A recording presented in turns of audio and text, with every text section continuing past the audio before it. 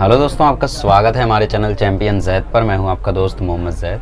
और दोस्तों, आज के लेक्चर में हम लोग सिर्फ और सिर्फ हार्मोनिक्स एंड ओवरटोन्स के बारे में चर्चा करेंगे और ऑर्गन पाइप के हम लोग डेरिवेशंस परफॉर्म करेंगे। ठीक है, तो सबसे पहले हम लोग समझने की कोशिश करते हैं what are harmonics and overtones. बहुत ही आसान है। देखो, इसको बहुत लोग कॉम्प्लेक्स कर देते हैं, मुझे समझ में नहीं आता कॉम्प्लेक्स क्यों करते हैं इतने आसान से टॉपिक का। देखो, बेसिकली कोई भी ऑब्जेक्ट की अपनी एक फंडामेंटल फ्रीक्वेंसी होती है, एक नेचुरल फ्रीक्वेंसी होती है। ठीक है, जैसे मैं जिस आवाज़ में बोल रहा हूँ, जिस लाउडनेस में बोल रहा हूँ, ये मेरी नेचुरल फ्रीक्वेंसी है। हाँ, आप क्लास में बैठे हैं तो यार सुनना क्या कर रहा है तो अब यार ऐसी मत कर, तो ऐसा धीरे बोलते हैं हम लोग। वहाँ पे पार्टी में है यो जोर से चिल्लाते हैं हम लोग, है ना। पार्टी में तो जोर जोर से चिल्लाते हैं। कहीं पर शोर हो रहा है तो वहाँ पे जोर से बोलेंगे अरे सुनना, है ना, अरे सुनना। तो ऐसा समझ रहे हो। तो बेसिकली हमारी अलग अलग फ्रीक्वेंसीज होती है, लेकिन मेरी एक मतलब हम सबकी एक नेचुरल फ्रीक्वेंसी होती है जिसमें हम लोग बोलते हैं। तो उसको हम क्या बोलते हैं? उसको हम बोलते हैं फंडामेंटल फ्रीक्वेंसी। ठीक है, तो हर एक चीज़ की अपनी एक फंडामेंटल फ्रीक्वेंसी होती है। तो उन्हीं फंडामेंटल फ्रीक्वेंसीज के जो सारे इंटीग्रल मल्टीपल्स होते हैं, ठीक है, इंटीग्रल मल्टीपल्स मतलब क्या? अब कुछ महान लोगों को इंटीग्रल मल्टीपल नहीं पता है। देखो, जैसे मान लो मेरी फंडामेंटल फ्रीक्वेंसी है 20 हर्ट्ज, ठीक है, तो इंटीग्रल मल्टीपल है मतलब मल्टीप्लाइड बाय इंटीजर्स, इंटीजर मतलब 1 2 3 4 5 6 -1 -2। कौन बोल रहा है भाई? फ्रीक्वेंसी नेगेटिव हो सकती है क्या? तुम एक सेकंड में -1 ऑसिलेशन कर सकते हो, फ्रीक्वेंसी नेगेटिव नहीं हो सकती। तो हम लोग पॉजिटिव इंटीजर्स लेंगे, +1 +2 +3 +4 ये सारे। तो इंटीग्रल मल्टीपल मतलब 1 से मल्टीप्लाई करो 20, 2 से मल्टीप्लाई करो 40, 3 से 60, 80, 100। ठीक है, इंटीग्रल मल्टीपल्स मतलब बेसिकली इंटीजर से मल्टीप्लाइड फ्रीक्वेंसीज। तो 20 हर्ट्ज, 40 हर्ट्ज, 60 हर्ट्ज ये सारे क्या हो गए? ये सारे इंटीग्रल मल्टीपल हो गए किसके? फंडामेंटल फ्रीक्वेंसीज के। ठीक है, इन्हीं सभी इंटीग्रल मल्टीपल्स को हम बोलते हैं हार्मोनिक्स। इन्हीं सभी इंटीग्रल मल्टीपल्स को हम क्या बोलते हैं? इन सभी इंटीग्रल मल्टीपल्स को हम बोलते हैं हार्मोनिक्स। क्या बोलते हैं? हार्मोनिक्स। ठीक है, अब देखो होता क्या है कि जैसे मैंने निकाल तो लिया भाई 20, 40, 60, 80, 100, 120, 140, 160, 180, 200, बट क्या इतनी सारी फ्रीक्वेंसीज पॉसिबल हैं परफॉर्म करना? जैसे मैं अपनी फंडामेंटल फ्रीक्वेंसी अगर 60 या 100 हर्ट्ज मानूं, ठीक है, साउंड की या कोई भी, चलो ठीक है, मेरी मान लो कोई एक नेचुरल फ्रीक्वेंसी है 20 हर्ट्ज ही है, ठीक है, तो ये कहाँ तक चली जाएगी इंटीग्रल मल्टीपल? ये तो 1000, 2000 कहाँ तक चले जाएंगे। ठीक है, बहुत सारे हो जाएंगे ये तो। लेकिन मेरे डोमेन में कितने हैं, मैं बोल कितने सकता हूँ, ठीक है, मतलब मैं परफॉर्म कितनी फ्रीक्वेंसीज पे कर सकता हूँ, वो मैटर करता है। तो हार्मोनिक्स मतलब सारे इंटीग्रल मल्टीपल्स, लेकिन इनमें से जो सच में प्रेजेंट है, ठीक है, इनमें से जो सच में प्रेजेंट है, ठीक है, the frequencies which are present in the sound. कोई भी साउंड हो गया, जैसे गिटार हो गया, तो गिटार की भी एक लिमिट होती है ना, एक उसकी फंडामेंटल फ्रीक्वेंसी होगी, उसको तुम लोग अलग अलग फ्रीक्वेंसी पे बजा सकते हो, लेकिन उसकी भी एक लिमिट है। तो हार्मोनिक्स तो बहुत सारे हो गए, लेकिन कुछ पर्टिकुलर हार्मोनिक्स ऐसे हैं जो उस पर आप परफॉर्म कर सकते हो। तो उन्हीं पर्टिकुलर हार्मोनिक्स को हम बोलते हैं ओवरटोन्स। उन्हीं को हम क्या बोलते हैं? उन्हीं को हम बोलते हैं ओवरटोन्स। तो बेसिकली ये हो गया सेट और सबसेट जैसा, ठीक है, कि जो ओवरटोन है वो हार्मोनिक का सबसेट है ना। बेसिकली ओवरटोन भी हार्मोनिक ही होता है, लेकिन वो हार्मोनिक जो सच में उस साउंड में प्रेजेंट हो। और हार्मोनिक क्या होता है? सारे पॉसिबल फंडामेंटल फ्रीक्वेंसी के इंटीग्रल मल्टीपल्स।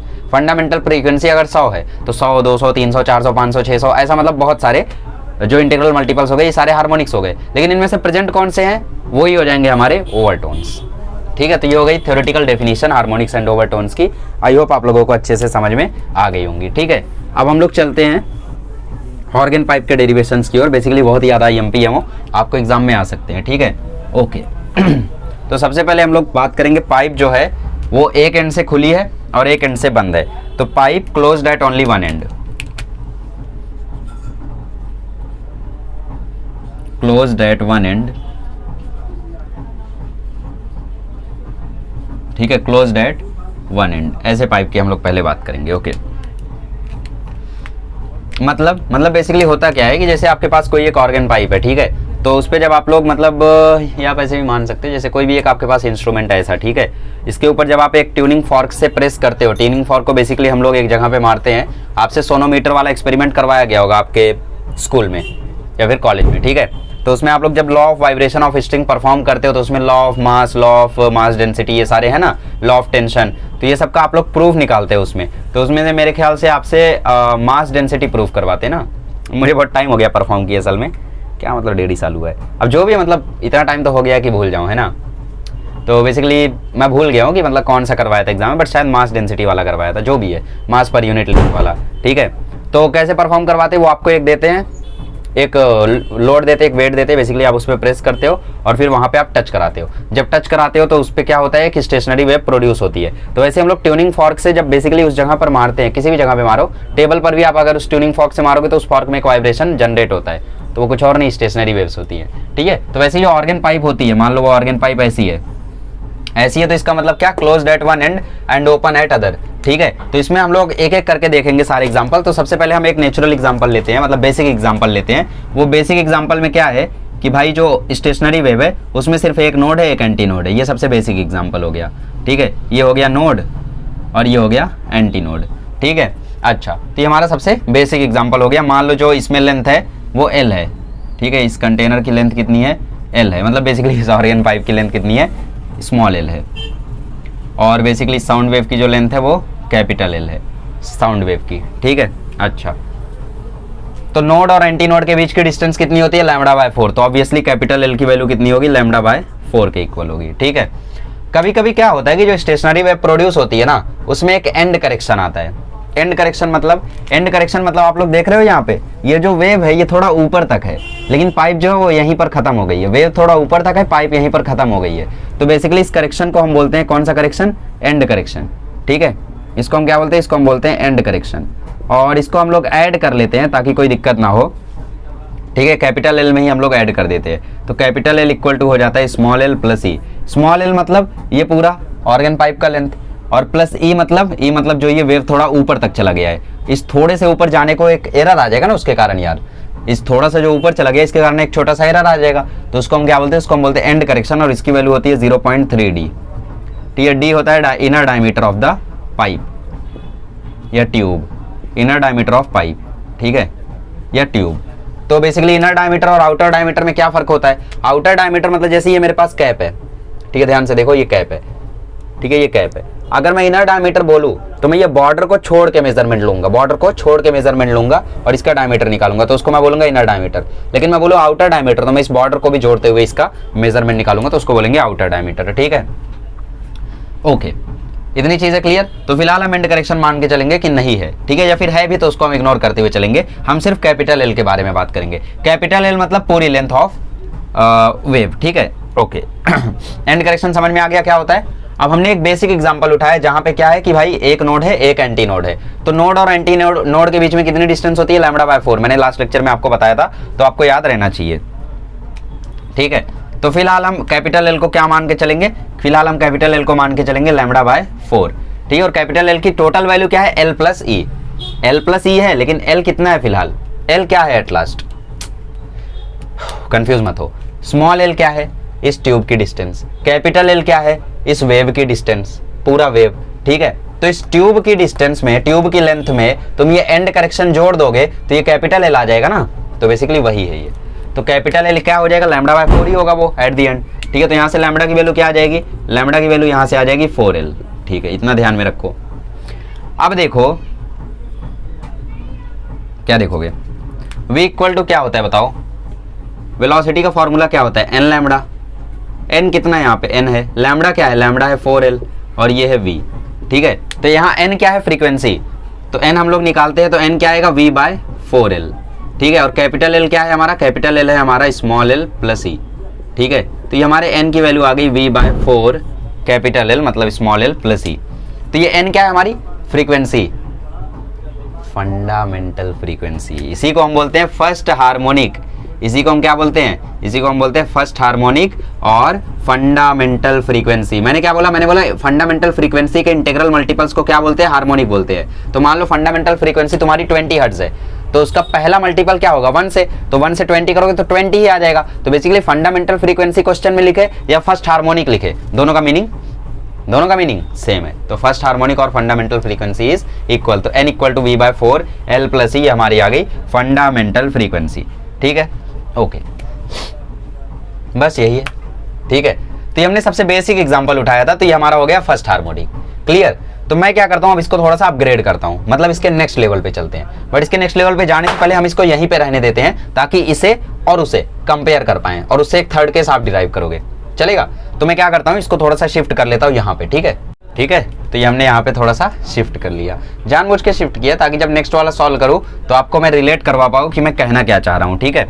अच्छा, तो अभी हम लोग क्या करते हैं, अभी हम लोग नेक्स्ट केस लेते हैं जिसमें 2 नोड हो और एक एंटी नोड हो, ठीक है, या 2 एंटी नोड हो, 1 नोड हो, जो भी है, मतलब बेसिकली एक और वेव इसी में ऐड करते हैं। तो मैं ऑर्गन पाइप यहाँ पे बना रहा हूँ, ध्यान से देखो।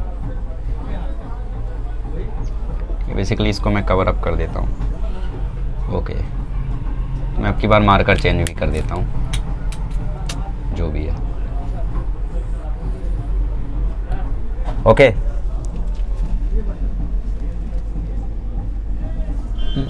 गायब हो गया कहीं, छोड़ो। देखो अभी यहाँ पे ये ऐसे ऐसे ऐसे ऐसे ऐसे ऐसे, ठीक है। मेरे से उतना अच्छा बना नहीं है, बेसिकली ये एंड पे टच करना चाहिए, ठीक है। अभी टच कर गया, ये भी टच करना चाहिए वैसे, ठीक है, टच कर गया, ओके। तो बेसिकली ये क्या है,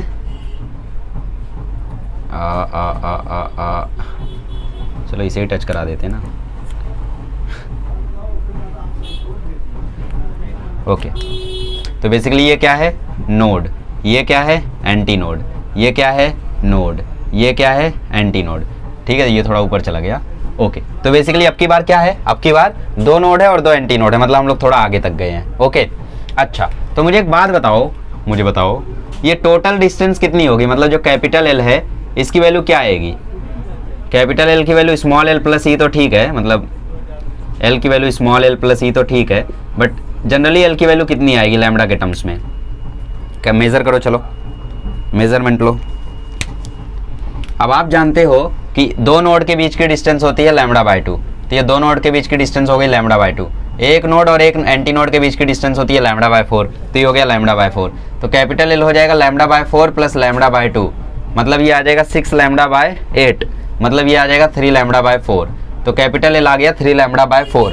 अब यार हम लैम्बडा 1 ले लेते हैं, ताकि फ्रीक्वेंसी थोड़ी अलग है, वरना ये भी एन है, ये भी एन हो जाएगा तो चेंज हो जाएगा। तो हम लैम्बडा 1 ले रहे हैं, ठीक है, ओके। तो lambda 1 lambda 1 lambda 1 lambda 1 lambda 1, ठीक है। तो कैपिटल एल आ गया लैम्बडा 1 बाय 4, तो ठीक है, कोई दिक्कत नहीं है ना दिक्कत। तो लैम्बडा 1 क्या आ जाएगा, 4L बाय 3, ये आ गया हमारा लैम्बडा 1, ठीक है, ठीक है। तो V इक्वल टू क्या होता है, V इक्वल टू होता है n लैम्बडा 1, ठीक है। तो हमने ले लिया n लैम्बडा 1, और साथ ही में जो फ्रीक्वेंसी उसको भी हमने अलग ले लिया, n1 ले लिया, ठीक है। तो V is equals to n1, lambda 1 की वैल्यू क्या है, 4L बाय 3, लैम्बडा 1 की वैल्यू क्या है, 4L बाय 3। अब समझे लैम्बडा 1 क्यों ले रहे थे, क्योंकि लैम्बडा हम लोग ले चुके हैं, लैम्बडा की वैल्यू तो 4L है, और अब की बार तो 4L बाय 3 आ रही है, तो इसलिए हमने अब की बार लैम्बडा 1 कंसीडर किया। तो लैम्बडा 1 की वैल्यू क्या है, 4L बाय 3, क्या है, 4L bye 3। So therefore n1 की वैल्यू क्या आ जाएगी, 3V बाय 4L, ठीक है। और पिछले बार वैल्यू कितनी थी, पिछली बार वैल्यू थी V बाय 4L, अब की बार वैल्यू क्या है, 3V बाय 4L।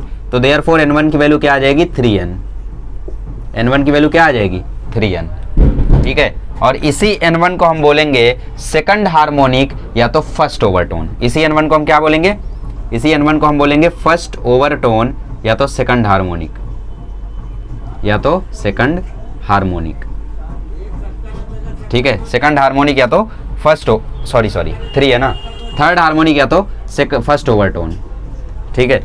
थर्ड देखो बेसिकली यहाँ पे जो नंबर होता है वो हमें हार्मोनिक दिखाता है ना, तो थर्ड हार्मोनिक फर्स्ट ओवरटोन। तो यहाँ पे आप लोग एक चीज देख रहे हो कि सेकंड हार्मोनिक नहीं आया, ठीक है, सेकंड हार्मोनिक यहाँ पे नहीं आया, क्यों, क्योंकि वो उस जगह प्रेजेंट नहीं है। मैंने वही तो बोला, मैंने बोला हार्मोनिक मतलब क्या, हार्मोनिक मतलब सारे पॉसिबल फंडामेंटल फ्रीक्वेंसीज, तो फर्स्ट सेकंड थर्ड फोर्थ सब पॉसिबल, लेकिन ओवरटोन मतलब क्या, जो आए, तो ये आया तो ये फर्स्ट ओवरटोन। सेकंड हार्मोनिक दिखा क्या, नहीं, सेकंड हार्मोनिक यहाँ पे नहीं है, तो वो हार्मोनिक तो है लेकिन उसे हम ओवरटोन नहीं बोल सकते, तो ये फर्स्ट ओवरटोन थर्ड हार्मोनिक। अभी यहाँ पे 5 आता तो फिफ्थ हार्मोनिक सेकंड ओवरटोन, ठीक है। चलो एक और करोगे, तो इसी को थोड़ा सा और हम लोग बढ़ाते हैं अब, ठीक है, इसका लेवल बढ़ाते हैं और वो आप सॉल्व करोगे, ठीक है। अब की बार क्या है, अब की बार हम लोगों ने एक और वेव ऐड कर ली है, फाइनल एग्जाम्पल है, इसके बाद नहीं, ठीक है। अब की बार एक और एग्जाम्पल, एक और लेयर हमने ऐड कर ली, ठीक है।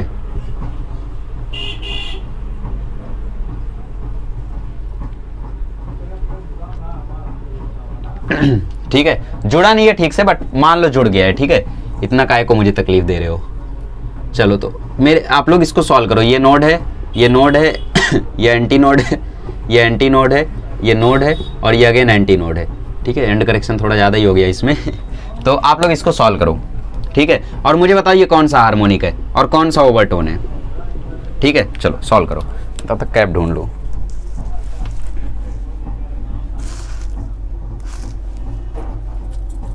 कैप ढूंढने तक कर लेना।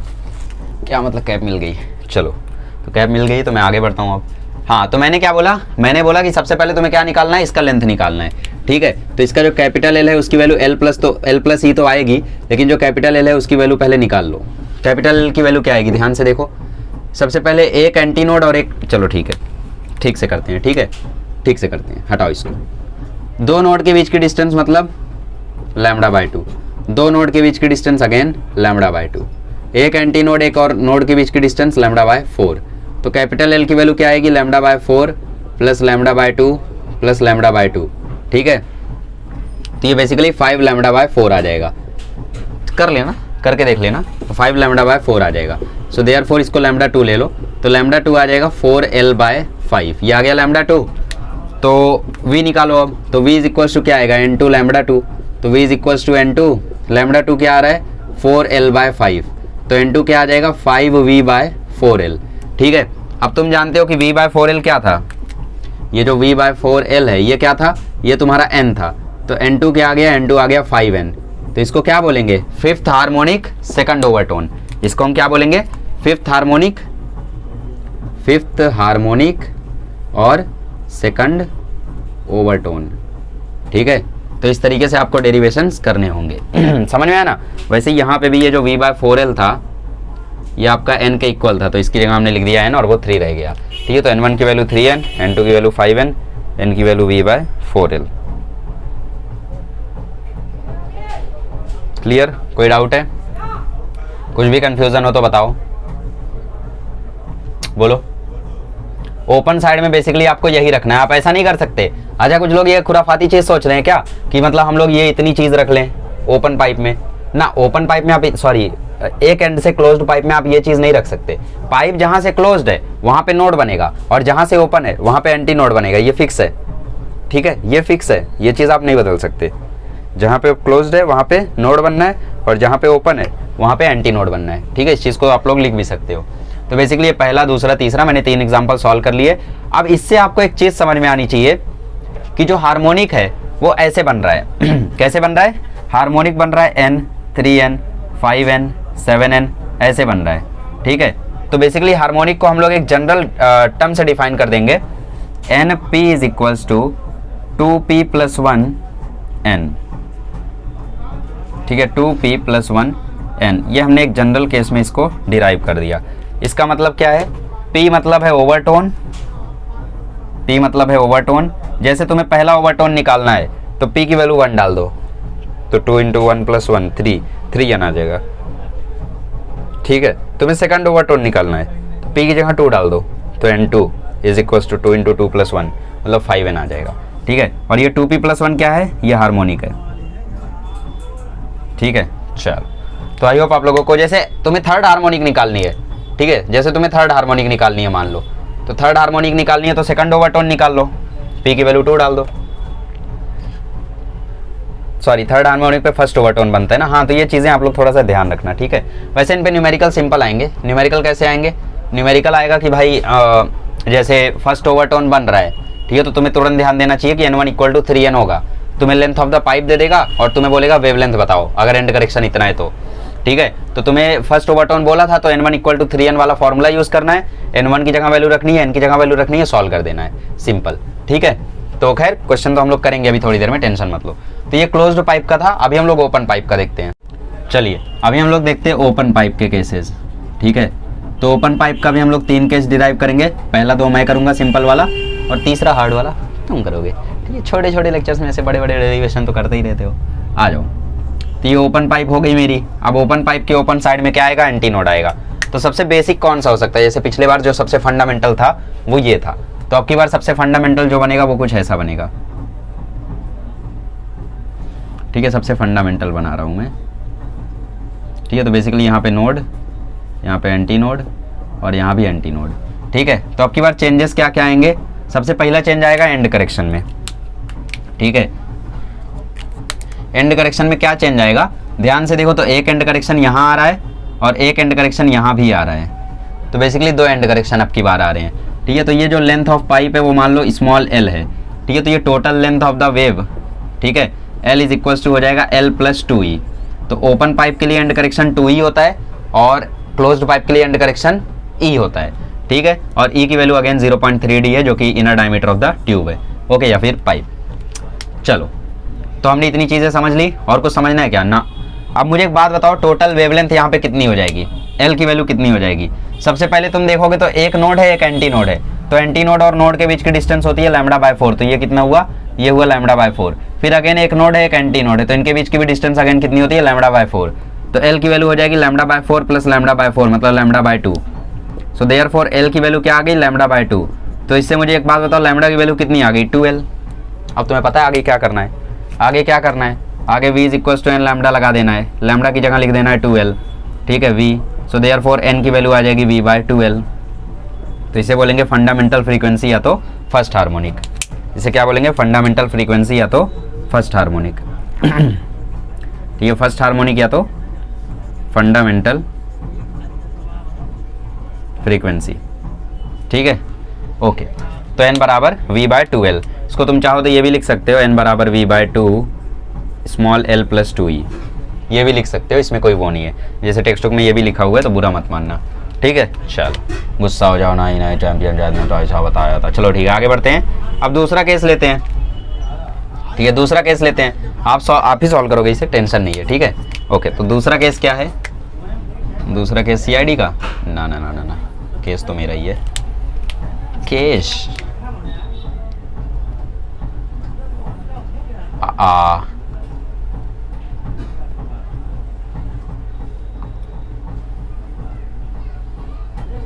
ठीक है, ये हो गया हमारा सेकंड केस। अब यहाँ पे एक नोड है, एक और नोड है, एक एंटी नोड है, एक और एंटी नोड है और एक और एंटी नोड है। ठीक है, एंड करेक्शन अगेन आप देख रहे हो, दो आएगा। एक एंड करेक्शन ऊपर से और एक एंड करेक्शन नीचे से। तो ओपन पाइप के केस में एंड करेक्शन अगेन 2e होगा, तो l प्लस 2e आएगा तुम्हारा कैपिटल L। ठीक है, और अगर लैम्बडा वाइज मेजर करोगे तो कितना आएगा L? कैसे मेजर करोगे? एक एक करके मेजर कर सकते हो। देखो, एक एंटी नोड एक नोड के बीच की डिस्टेंस हो गई λ/4, दो नोड के बीच की डिस्टेंस हो गई λ/2, या एक नोड एक एंटी नोड करके ही कर लो, नोड नोड या node anti node and node. तो λ/4 प्लस λ/4 वो λ/2 ही आएगा। फिर नोड और एंटी नोड के बीच की डिस्टेंस हो गई λ/4। ठीक है, तीनों को ऐड कर दोगे। अच्छा, λ1 ले लो, इसे ये वेवलेंथ अलग ले लो क्योंकि हम लोग यहाँ पे लैम्बडा यूज़ कर चुके हैं। तो L की वैल्यू अब की बार कितनी आ जाएगी? λ/4 प्लस λ/2 प्लस λ/4। तो ये टोटल आ जाएगा लैम्बडा। तो L आ गया तुम्हारा λ1। ठीक है, तो L आ गया तुम्हारा λ1। तो V इज इक्वल्स टू जानते हो N1 λ1। तो N1 तुम्हारा N1 है, λ1 तुम्हारा L है। तो V इज इक्वल्स टू हो गया N लैम्बडा। तो N1 आ जाएगा तुम्हारा V/L। ठीक है, बट तुम्हें क्या करना है? तुम्हें इसके जैसा लाना है। तो इसके जैसा लाने के लिए क्या करो, तुम ऊपर नीचे 2 से मल्टीप्लाई कर दो। 2 से मल्टीप्लाई कर दोगे तो ये आ जाएगा 2V/2L। ऊपर नीचे 2 से मल्टीप्लाई किया तो आ गया 2V/2L। अब तुम जानते हो कि V/2L जो है ये n होता है ना? तो N1 इज इक्वल्स टू आ जाएगा 2n। N1 is equals to क्या आ जाएगा? 2n। इसको हम क्या बोलेंगे? इसको हम बोलेंगे फर्स्ट ओवरटोन सेकंड हार्मोनिक। इसको हम क्या बोलेंगे? First overtone second harmonic. क्या बोलेंगे? First overtone second harmonic. Clear? आसान? कुछ भी भारी नहीं लग रहा है? चलो फिर कॉम्प्लेक्स वाला तुम ही कर दो। इतना आसान लग रहा है तो करो कॉम्प्लेक्स वाला। कॉम्प्लेक्स वाला देखता हूँ टेक्स्ट बुक में किया है क्या? कॉम्प्लेक्स वाला तो टेक्स्ट बुक में किया है, तो हमें भी करना होगा। ओके, कॉम्प्लेक्स वाला। चलो, ये कॉम्प्लेन वाला कौन बोल रहा है? चलो,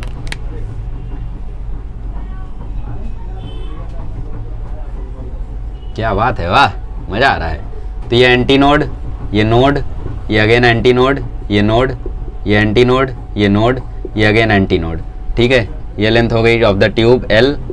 ये टोटल वेव की लेंथ हो गई L, ठीक है, ये एंड करेक्शन हो गया E, और ये अगेन एंड करेक्शन हो गया E, ठीक है। चलो तो कैपिटल L की वैल्यू निकालो, सॉल्व करो और मुझे बताओ आपकी बार कौन सा ओवरटोन कौन सी हार्मोनिक बन रही है। निकाल लिया। चलो तो यहाँ पे देखो एंटी नोड और नोड के बीच की डिस्टेंस कितनी आ गई, λ/4। ये नोड और ये नोड, तो नोड और नोड के बीच की डिस्टेंस आ गई λ/2। ये नोड और ये नोड अगेन इसके बीच की डिस्टेंस आ गई λ/2। नोड और एंटी नोड इसके बीच की डिस्टेंस आ गई λ/4। तो कैपिटल L की वैल्यू हो जाएगी λ/4 प्लस λ/2 प्लस λ/2 प्लस λ/4, ठीक है। λ/4 प्लस λ/4 कितना आ जाएगा, λ/2, λ/2 प्लस λ/2 आ जाएगा लैम्बडा, तो ये आ जाएगा 3λ/2। तो L आ गया तुम्हारा 3λ/2, इसको λ2 बोल दो बेसिकली, ठीक है। तो बेसिकली तुम्हारा λ2, ठीक है। तो इससे तुम्हारा λ2 का वैल्यू आ गया 2L/3,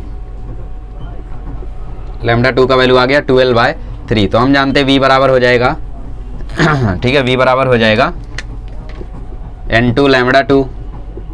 तो N2 तुम्हारा पता नहीं, λ2 है 2L/3। तो यहाँ से तुम्हारा N2 जो है वो आ जाएगा 3V/2L। तो V/2L अगेन तुम्हारा N है, तो N2 क्या आ जाएगा तुम्हारा 3N। N2 क्या आ जाएगा तुम्हारा 3N। तो इसको हम क्या बोलेंगे, इसको हम बोलेंगे थर्ड हार्मोनिक सेकंड ओवरटोन।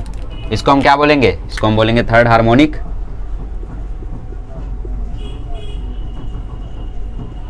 और सेकंड ओवरटोन,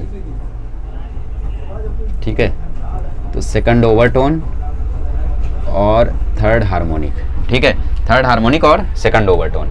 अब यहाँ पे आप लोगों को एक चीज समझ में आ रही है कि जो हार्मोनिक है वो N, 2N, 3N, 4N ऐसे चल रहा है, और जो ओवरटोन है वो भी 1, 2, 3, 4 ऐसे चल रहा है ना। तो बेसिकली जो ओवरटोन और हार्मोनिक है इसका जो जनरल केस हम डिराइव करेंगे उसको हम लोग लिख सकते हैं NP is equals to P plus 1N।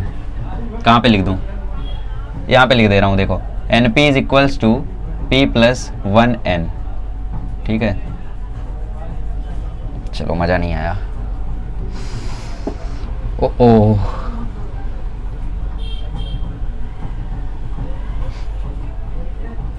क्या मतलब मैं टाइम वेस्ट कर रहा हूँ। देखो कहाँ लिख दूँ, यहीं लिखता हूँ NP is equals to P plus 1N। ऐसा हम लोग इसका जनरल केस लिख सकते हैं, ठीक है। P यहाँ पे क्या है, P है ओवरटोन। जैसे तुम्हें फर्स्ट ओवरटोन निकालना है, P क्या है तुम्हारा ओवरटोन है, ठीक है, और P प्लस 1 क्या है तुम्हारा, ये तुम्हारा हार्मोनिक है, ठीक है। इसको जरूर लिखो अपनी टेक्स्ट में, बहुत IMP है। तो P प्लस 1 क्या है तुम्हारा हार्मोनिक है। जैसे तुम्हें सेकंड हार्मोनिक निकालना है तो P प्लस 1 को 2 पुट कर दो। ये सेकंड हार्मोनिक निकालना है तो फर्स्ट ओवरटोन होगा, ठीक है। कहाँ गया, सेकंड हार्मोनिक है तो फर्स्ट ओवरटोन होगा, तो P इक्वल टू 1 डाल दो। तो P इक्वल टू 1, 1 प्लस 1 2, तो कंडीशन आ गई N1 इक्वल टू 2N। ऐसे तुम्हें 11th हार्मोनिक निकालना है तो 10th ओवरटोन होगा, तो P इक्वल टू 10 डाल दो, तो N10 इक्वल टू 11N, ठीक है। ऐसे कंडीशन डिराइव कर लो। ओके, तो ये डेरिवेशन हो गया आप लोगों का। अभी एक प्रैक्टिकल दिया हुआ है एंड करेक्शन को मेजर करने का, तो वो फॉर्मूला नोट डाउन कर लो, दैट्स इट, ठीक है। अच्छा अभी तक आप लोग ये देख रहे थे बट आपने नोटिस नहीं किया शायद कि V इक्वल टू मैं N1L1 लिख रहा हूँ, V इक्वल टू मैं 4N1L1 लिख रहा हूँ, लेकिन मैंने V को चेंज नहीं किया। ध्यान दिया आपने, मतलब मैंने V को चेंज नहीं किया लेकिन मैं N1L1 को चेंज कर रहा हूँ, ठीक है। ऐसा क्यों, क्योंकि स्पीड कांस्टेंट होती है और क्या स्पीड थोड़ी चेंज होगी यार लैम्बडा वैम्बडा से, है ना। चलो तो अभी हम लोग देखते हैं practical determination of and correction, ठीक है। तो for a open pipe at both and, for a open pipe at both and, for a pipe open at both and, for a pipe which is open at both and, ठीक है। अगर दोनों and से open है तो उसमें होगा क्या कि बेसिकली वेलोसिटी तो सेम ही होगी, ठीक है। तो V इक्वल टू ले लो 2N1L1 इक्वल टू 2N2L2 ले लो, ठीक है। अब आपको पता है कि 2N1L1 इक्वल टू 2N2L2 हो गया। अब आपको पता है कि 2 कट जाएगा तो N1L1 इक्वल टू N2L2 हो गया। अब आपको पता है कि N1N1 होता है L1L प्लस 2 ही होता है, N2N2 होता है L2L प्लस 2 ही होता है। बेसिकली ये भी L1L2 होगा, ठीक है। अब इसको ओपन कर दो, ये आ जाएगा N1L1 plus N1 plus N2L2 plus N2 2E, ठीक है। Okay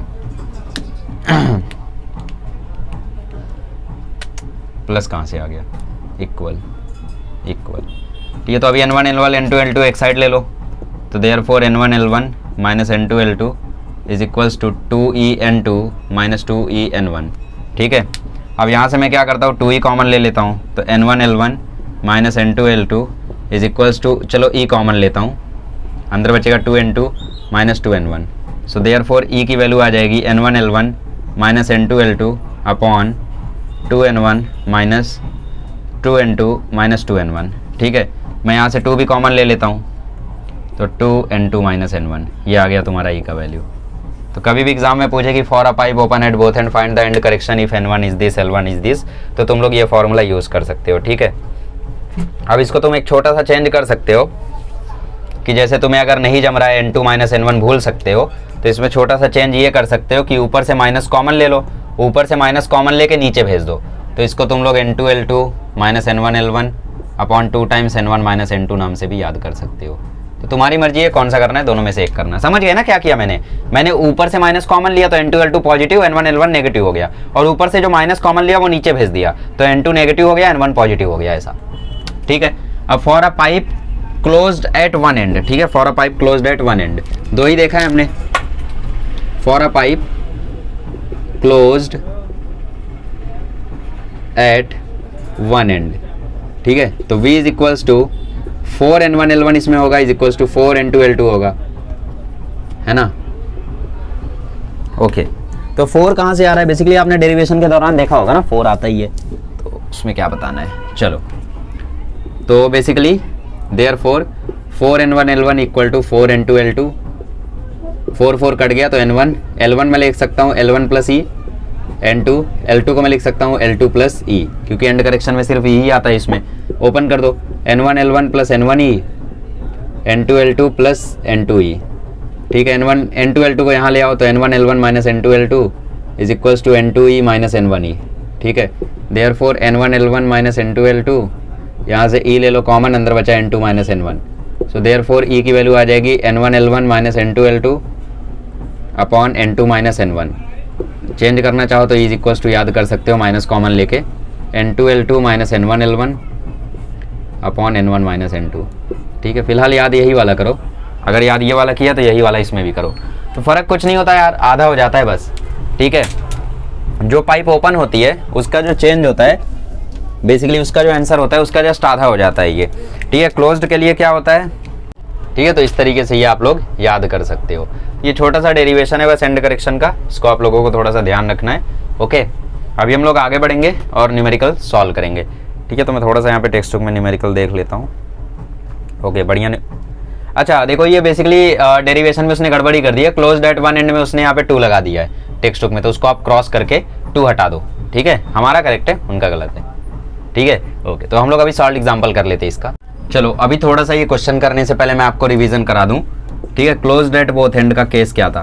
closed at both and में जो वेलोसिटी था, सॉरी जो फंडामेंटल फ्रीक्वेंसी था, वो आया था V/4L, कैपिटल L। ठीक है, ये क्या आया था, V आया था V/4L। ठीक है, और इसमें जो केस था NP का, वो था 2P + 1N। ये चीज़ आपको बेसिकली याद रखनी है। ये क्या है, फंडामेंटल फ्रीक्वेंसी, ये फंडामेंटल फ्रीक्वेंसी, ये आपको याद रखना है। ओपन एट बोथ एंड इसकी बात करें तो N is equals to V/2L इसका फंडामेंटल है, ये फंडामेंटल। ओके, और NP इज इक्वल्स टू इसमें आता है P + 1N। P क्या है, P ओवरटोन, और P + 1 क्या है, हार्मोनिक है। ठीक है, चलो, तो इतना चीज़ आपको याद रहना चाहिए, तो ये न्यूमेरिकल आसानी से हो जाएगा। चलो, इसको लिखे रहने देते हैं ताकि आपको ध्यान में रहे। ठीक है, इसके बाद आप जब सॉल्व करोगे, जैसे 2 सॉल्व एग्जाम्पल है, तो जो 6.5 है, ठीक है, वो आप खुद से सॉल्व करो अभी, उसके बाद मैं करूंगा। पहले मैं आपको पहला कराता हूँ। तो an air column is of length 17 centimetre long, मतलब एल कितना है, 17 सेंटीमीटर है। और क्योंकि यहाँ पे एंड करेक्शन वगैरह नहीं दिया है, तो हम मान के चलेंगे कि जो छोटा एल है वो बड़े एल के बराबर है, एंड करेक्शन यहाँ पे नहीं है। Calculate the frequency of 5th overtone if closed at one end. तो क्लोज्ड एट वन एंड, ठीक है, एक एंड पे जो क्लोज्ड है, तो क्लोज्ड एट वन एंड पे ओवरटोन का फॉर्मूला क्या होता है, NP is equals to 2P + 1 into N। ठीक है, अच्छा मिटा देता हूँ इसको। ओके, और यहाँ पे जो N है, इसका फॉर्मूला क्या होता है, N क्या है यहाँ पे, N है हमारी फंडामेंटल फ्रीक्वेंसी। फंडामेंटल फ्रीक्वेंसी, तो फंडामेंटल फ्रीक्वेंसी क्या होती है, 4L। V कितना दिया है, साउंड का स्पीड 340 है ना, 330 तो नहीं है, ओके 340 दिया हुआ है, तो 340 अपॉन 4 इंटू L कितना है 17, ठीक है, सेंटीमीटर है तो चलो ये मीटर में दिया तो हमें इसे सेंटीमीटर में मीटर में कन्वर्ट करना पड़ेगा, तो 17 सेंटीमीटर था तो हमने इसको 17 इंटू 10⁻² मीटर कर दिया, ओके। अब देखो हुआ क्या, इसको इसने काटा तो ये 85 इंटू 10⁻² ऊपर गया तो 10⁻² और अपॉन में आ गया 17, ये आ गई हमारी फ्रीक्वेंसी, ठीक है, बेसिकली 17×5=85 होती है, ठीक है, 17×5=85, तो n बराबर 500 हर्ट्ज, ये हमारी आ गई फंडामेंटल फ्रीक्वेंसी, ये क्या आ गई हमारी, ये आ गई हमारी फंडामेंटल फ्रीक्वेंसी, ठीक है। अच्छा हमें क्या निकालना है, हमें फ्रीक्वेंसी ऑफ फिफ्थ ओवरटोन निकालना है, तो p बराबर 5 हमें पुट करना है, so therefore n is equals to 2 into 5 + 1 into n 5, ठीक है, 2 इंटू 5 + 1 11, n की वैल्यू हमने कितनी निकाली 500, तो 500 इंटू 11 कितना आ जाएगा 5500, तो 5500 हर्ट्ज हमारा आ गया फ्रीक्वेंसी ऑफ फिफ्थ ओवरटोन, ठीक है। ऐसे करेंगे क्वेश्चंस को। अब नेक्स्ट में बोला ओपन एंड बोथ एंड, तो ओपन एंड बोथ एंड में हम फंडामेंटल फ्रीक्वेंसी का फॉर्मूला जानते हैं V/2L, V कितना है 340, L कितना है 17 इंटू 10⁻², तो हम जानते हैं कि इसको मिला के ये कट जाएगा 10 टाइम्स, ये ऊपर जाएगा तो ये 1000 आ जाएगा, ठीक है, तो बेसिकली इसकी फंडामेंटल फ्रीक्वेंसी कितनी आई 1000 हर्ट्ज। हमें क्या निकालना है, हमें निकालना है फिफ्थ ओवरटोन, तो इसके लिए NP का फॉर्मूला क्या होता है, इसलिए इसके लिए NP का फॉर्मूला होता है P + 1N, फिफ्थ ओवरटोन निकालना है तो n5 is equals to 5 + 1 into n कितना है 1000, तो 5 + 1 6 इंटू 1000 6000, तो 6000 हर्ट्ज क्या आ गया हमारा फिफ्थ ओवरटोन का फ्रीक्वेंसी। आसान सिंपल। चलो नेक्स्ट क्वेश्चन आप खुद से करो फिर मैं कराता हूँ। चलिए क्वेश्चन में बोला है a closed pipe and an open pipe have same length, मतलब दोनों का जो कैपिटल L है वो सेम है, ठीक है, क्योंकि एंड करेक्शन वगैरह बोला नहीं है तो हम कैपिटल L स्मॉल l बराबर मान के चलेंगे। Show that no mode of closed pipe has same wavelength as any mode of open pipe. Mode मतलब बेसिकली उसमें जो नंबर ऑफ लूप्स प्रोड्यूस हो रहे हैं, ठीक है, वो मोड्स हो गए। तो ये बोल रहा है कि किसी भी मोड पर ऐसा नहीं होगा कि जो वेवलेंथ है ओपन पाइप की और क्लोज्ड पाइप की वो सेम हो जाए, ठीक है। तो कभी भी सेम होने के लिए तो हम प्रूफ कर लेते हैं, हाँ यार सेम रख दिया, सॉल्व कर दिया, LHS RHS के इक्वल आ गया तो सेम हो गया। लेकिन कभी अगर प्रूफ करने बोले कि प्रूफ करो सेम नहीं होगा, जैसे इसमें बोला है, तब कैसे सॉल्व करते हैं? सेम तरीके से हम मान लेंगे सेम है करके हम सॉल्व करेंगे तो एंड में कुछ ऐसा हो ही जाएगा, कुछ गड़बड़ हो ही जाएगी, जिससे हम प्रूफ कर देंगे कि भाई हाँ ये देखो ये नहीं हो सकता, तो इसकी वजह से ये भी नहीं हो सकता। क्या बोल रहे हो? अच्छा देखो शुरू से सुनो। NP का formula closed at one and के लिए क्या होता है 2p + 1 n, है ना, और n का फॉर्मूला क्या होता है V/4L, ठीक है। अच्छा ठीक है, कोई दिक्कत नहीं है। अब इसमें NP का फॉर्मूला क्या होता है p + 1n, ठीक है, और फंडामेंटल फ्रीक्वेंसी का फॉर्मूला क्या होता है V/2L, ठीक है। अब मुझे एक बात बताओ, n को मैं क्या लिख सकता हूँ? V को मैं लिख सकता हूँ n लैम्बडा, ठीक है। मान लो मैं किसी पीथ की बात कर रहा हूँ और लैम्बडा भी मेरा कोई पीथ वैल्यू है, ठीक है, p वैल्यू है, और लैम्बडा p की वैल्यू तब क्या आ जाएगी, लैम्बडा p की वैल्यू हो जाएगी V/NP, ठीक है। और यहाँ पे भी मैं वही करता हूँ, V is equals to NP/V lambda p, ठीक है। तो लैम्बडा p क्या आ जाएगा यहाँ पे V/NP आ जाएगा, ओके। ये किसके लिए? क्लोज्ड के लिए। ये किसके लिए? ओपन के लिए, ठीक है। और क्योंकि यहाँ पे देखो p जो है वो दोनों जगह यूज हो गया, हम क्या करते हैं m मान लेते हैं इसे, जैसा टेक्स्ट बुक में माना है, तो इसको m मान लो तो m + 1, तो इसको हमने मान लिया m, तो इसको भी हमने मान लिया m। यहाँ तो अलग हो ही गया, O से ओपन, C से क्लोज्ड। तो इसमें क्या बोला, वेवलेंथ सेम नहीं हो सकती, तो हम मान लेते हैं कि भाई assume that lambda p for C is equals to lambda p for open. तो V/NP जो है वो V/NM के इक्वल आना चाहिए, ठीक है, ठीक है। वेलोसिटी की वैल्यूज डाल दो V/NP, यहाँ पे V की वैल्यू क्या आ जाएगी 4NL आ जाएगी, तो यहाँ पे आ गया 4NL, और लैम्बडा p की वैल्यू आ जाएगी 2p + 1n, 2p + 1n। यहाँ पे बेसिकली NM कर दिया ना हमने, PP नहीं रख सकते हैं ना, क्योंकि सेम हो गया। लैम्बडा p और लैम्बडा p इसलिए रख लिया क्योंकि क्लोज और ओपन लगा दिया था ऊपर, ठीक है। यहाँ पे क्या हो जाएगा 2NL हो जाएगा, 2NL upon m + 1 into n। ये ध्यान से देखो तो NL NL NN सब कैंसिल हो गया, ठीक है। सो देयरफॉर ये 2 से ये 2 भी कैंसिल हो गया, 2 2 = 4, तो ये 2 यहाँ चला जाएगा, ये यहाँ चला जाएगा। So therefore 2p + 1 equal to आ जाएगा 2 times m + 1, which is not possible. ये चीज़ कभी पॉसिबल हो सकती है क्या? ठीक है, क्या कभी भी ये दोनों वैल्यूज सेम आ सकती है? नहीं आ सकती। निकाल के देख लो, निकाल के देख लो। देखो 2p + 1 = 2m + 2, ठीक है। इसको यहाँ ले आओ तो 2p - 2m = 1, तो p - m = 1/2, p - m = 1/2। मैंने क्या किया, 2 ले लिया कॉमन और वहां भेज दिया। मुझे बताओ p क्या था? इंटीजर। m क्या था? Integer, m + 1n। यहाँ पे m क्या था? इंटीजर। p क्या था? इंटीजर। तो दो इंटीजर का डिफरेंस नॉन इंटीजर कैसे आ सकता है? p - m = 1/2 which is not possible। अरे भाई, दो इंटीजर का डिफरेंस नॉन इंटीजर कैसे आ सकता है? 1/2 क्या है? 0.5। मेरे पास एक इंटीजर है 100, एक इंटीजर है 90, दोनों का डिफरेंस 10, वो भी इंटीजर। तो दो इंटीजर का डिफरेंस या समेशन हमेशा एक इंटीजर आता है। मल्टीप्लिकेशन, डिवीजन नहीं, मल्टीप्लिकेशन हमेशा एक इंटीजर आता है। कभी भी नॉन इंटीजर नंबर नहीं आ सकता उसका एडिशन या सब्ट्रैक्शन। तो यहाँ पे सब्ट्रैक्शन तो नॉन इंटीजर आ गया, इसका मतलब ये पॉसिबल ही नहीं है। तो इसका मतलब देयरफॉर क्वेश्चन कॉपी कर लो। कहाँ से कहाँ तक? No mode of closed pipe has same wavelength as any mode of open pipe. Copy कर लो, दैट्स इट। ऐसे प्रूव करना था, ठीक है, ओके।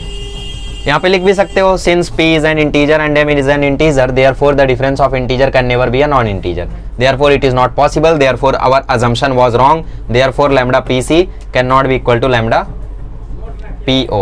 lambda pc, अरे इतनी सुंदर राइटिंग, हाँ, lambda pc is not equal to lambda po। Okay, ठीक है, चलिए मिलते हैं अगले लेक्चर में। Thank you so much.